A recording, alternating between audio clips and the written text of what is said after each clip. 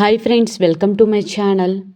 అపూర్వ plan చేసి మరీ నక్షత్ర పుట్టినరోజు కానుకగా ఆస్తి మొత్తాన్ని శరత్చంద్ర చేత అపూర్వ ఇక నక్షత్ర పేరు మీద రాపించాలని అనుకుంటూ ఉంటుంది కదా. ఖచ్చితంగా అది నక్షత్రకు సర్ప్రైజ్ గిఫ్ట్గా ఇవ్వాలని, భూమికి ఒక్క రూపాయి కూడా చెల్లేది లేకుండా చెయ్యాలని చెప్పి కుట్ర చేస్తూ ఉంటుంది.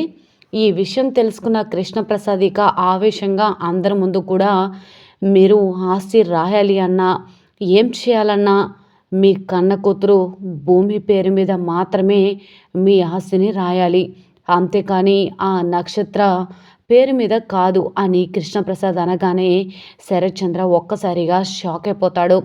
కృష్ణప్రసాద్, ఏం మాట్లాడుతున్నావు నువ్వు అని అడుగుతూ ఉంటే, నేను చెప్పేది నిజం బావగారు, భూమిని మీ కన్న కూతురు నక్షత్ర అపూర్వ కూతురు పేరు మీద మీరు ఆస్తి రాయడానికి వీల్లేదు.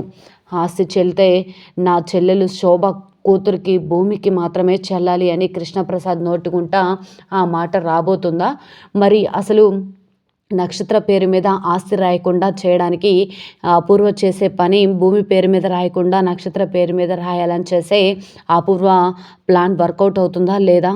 అసలు ఈ ప్లాన్ ఎలా జరుగుతుంది, ఏం జరుగుతుంది తెలుసుకోవాలి అంటే పూర్తి వీడియోలోకైతే వెళ్ళిపోదాం. పూర్తి వీడియోని చూసే ముందు మొదటిసారిగా నా ఛానల్ని చూస్తున్నట్లయితే సబ్స్క్రైబ్ చేసి పక్కనే ఉన్న గంట సింబల్ని కూడా యాక్టివేట్ చేసుకోండి. అలా చేయడం వల్ల నేను పెట్టే ప్రతి ఒక్క వీడియో అప్డేట్ అనేది మీ వరకు ఈజీగా వచ్చేస్తుంది. ఇక లేట్ చేయకుండా పూర్తి వీడియోలోకైతే వెళ్ళిపోదాం. ఇక అపూర్వకి భూమి వచ్చి శబదం చేస్తుంది కదా, నీ నోటి గుండానే మా నాన్నకి నిజం చెప్పిస్తాను అని అంటూ ఉంటే, అసలు నీకు బుల్లెట్ అనేది నీ గుండెల్లో తాకిందా లేదా నీ బ్రెయిన్లోనికి దూసుకొని పోయిందా అనగానే, బుల్లెట్ ఎక్కడ దిగిందో నీకు త్వరలోనే తెలుస్తుంది. ఎందుకో తెలుసా, నిజం తెలిసిన రోజు మా నాన్న చేతుల్లో నీ ప్రాణాలు ఖచ్చితంగా పోతాయి కాబట్టి అని ఈ విధంగా అంటూ ఉండగా అపూర్వకి బాగా కోపం వస్తూ ఉంటుంది.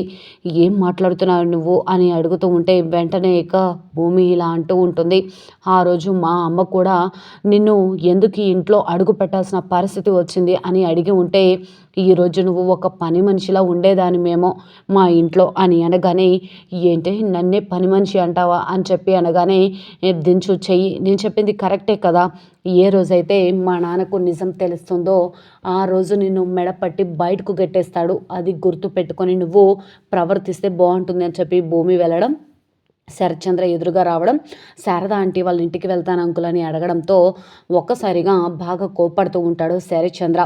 సరే భూమి, నువ్వు అక్కడికి వెళ్ళాలనుకుంటున్నావు కాబట్టి అక్కడికి వెళ్తే ఎప్పటికీ కూడా ఇంట్లో అడుగు పెట్టొద్దు అని చెప్పడంతో భూమి గుమ్మం దగ్గరే ఆగిపోతుంది.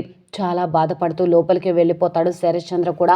భూమి కూడా లోపలికి వెళ్ళిపోతుంది. అపూర్వ చాలా సంతోషపడుతూ ఉంటుంది లోపల. ఇకపోతే గోరింటాకు పిండితో అపూర్వ మాట్లాడుతూ ఉంటుంది, ఏంటో పిన్ని, ఆస్తి అంతా కూడా నక్షత్ర పేరు మీద రాయాలని చేసిన ప్లాన్ వర్కౌట్ అవ్వలేదు అనగానే, ఇక వెంటనే నువ్వు అలా రెడీ అయ్యి వెళ్ళినా కూడా మీ ఆయన నా ఆస్తి రాయనన్నాడు అంటే గొప్ప ప్లాన్ చేయాలి, ఈసారి నిన్ను మోడర్న్ డ్రెస్లో రెడీ చేసి పంపిస్తాను అనగానే, అయ్యో పిన్ని, నువ్వు ఆ డ్రెస్సులు అలా వదిలేసాయి, ఏదైనా సరే నా కూతురి మహారాణిలా పెరగాలి, తనకే ఆస్తంతా చల్లాలి, ఏ రోజుకైనా నేను ఒకవేళ ఆ రోజు చంద్రను చంపానన్న నిజం తెలిసినా కూడా అప్పటికి మా బావ ఆ భూమికి రాయడానికి చిల్లి గవ్వ కూడా తన చేతిలో ఉండకూడదు, అదంతా నా కూతురు నక్షత్రకే చెందాలి అని స్వార్థంగా ఆలోచిస్తూ ఉంటే అప్పుడే నక్షత్ర రావడం, చూసావా నా కూతురు కళ్ళల్లో ముఖంలో రాజసం కనిపిస్తుంది అనగానే, కాకి పిల్ల కాకి ముద్దు అని చెప్పేసి గోరింటాకు ఆంటీ అంటూ పిన్ని అంటూ ఉంటుంది. వెంటనే అపూర్వ ఇలా అంటూ ఉంటుంది, ఎంతైనా కాబోయే యువరాణి కదా, ముఖంలో ఆ మాత్రం రాజసం ఉట్టిపడడంలో ఆశ్చర్యం ఏం లేదు కదా పిన్ని అనగానే, అది సొమ్మొకటిది సోకొకటిది అన్నట్లుగా ఉంటుందిలే అని ఈ విధంగా అంటూ ఉంటుంది ఈ గోరింటాకు పిన్ని. ఇకపోతే అపూర్వ నక్షత్ర రావడం, నక్షత్రను గట్టిగా పట్టుకొని ఎలా సాగింది ప్రయాణం అని అడగడం, అంత బాగా జరిగింది అనడంతో, అవునా సరే కానీ రేపు నీ బర్త్డే కదా, షాపింగ్ చేసావా అని అంటూ ఉంటే, కొంచెం షాపింగ్ బ్యాలెన్స్ ఉంది మమ్మీ అనగానే, నా దగ్గర అన్లిమిటెడ్ కార్డు ఉంది కదా, రేపు ఇస్తాను, ఫుల్గా ఎంజాయ్ చేసే అనగానే, సరే థ్యాంక్స్ మమ్మీ అని చెప్పేసి అక్కడ నుంచి వెళ్ళిపోయింది నక్షత్ర. ఇక భూమి ఏడుస్తూ కూర్చొని ఉంటుంది కదా. వెంటనే ఇక నక్షత్ర వెళ్ళిపోయిన తర్వాత కృష్ణప్రసాద్ ఇక భూమి దగ్గరికి వచ్చి ఏంటమ్మా భూమి ఏమైంది అని అడగగానే మామయ్య అని చెప్పి కృష్ణప్రసాద్ను పట్టుకొని భూమి ఏడుస్తూ ఉంటుంది. ఎందుకమ్మా కన్నీళ్ళు అసలేం జరిగిందో చెప్పు అనగానే జరిగిందంతా కూడా చెప్తూ ఉంటుంది భూమి. నేను శారద ఆంటీ వాళ్ళ ఇంటికి వెళ్తాను నాన్న, వాళ్ళు ఇక్కడికి రావాలని అనుకోరు కదా, నేనైనా వెళ్తాను అని అంటూ ఉంటే నాన్నకి కోపం వచ్చింది. నువ్వు ఉంటే ఇక్కడైనా ఉండాలి లేదా అక్కడైనా ఉండాలి, అక్కడ అడుగు పెడితే మళ్ళీ తిరిగి ఈ ఇంట్లో అడుగు పెట్టొద్దని నాన్న చెప్పారు. నాన్న మాట కాదని నేను అడుగు బయట పెట్టలేకపోయాను మామయ్య అని ఏడుస్తూ ఉంటే అమ్మ భూమి ఏడవకు, అన్నది మీ నాన్నే కదా, నువ్వు తన సొంత కూతురని తెలియక అలా అన్నాడని అనుకోవద్దు. ఎందుకంటే మీ నాన్న బాగా తెలివిగానే ఆలోచిస్తాడు. ఆ ఇంటి మనుషులంటే గిట్టట్లేదు కాబట్టి నిన్ను ఆ ఇంట్లో అడుగు పెట్టొద్దని చెప్పాడు.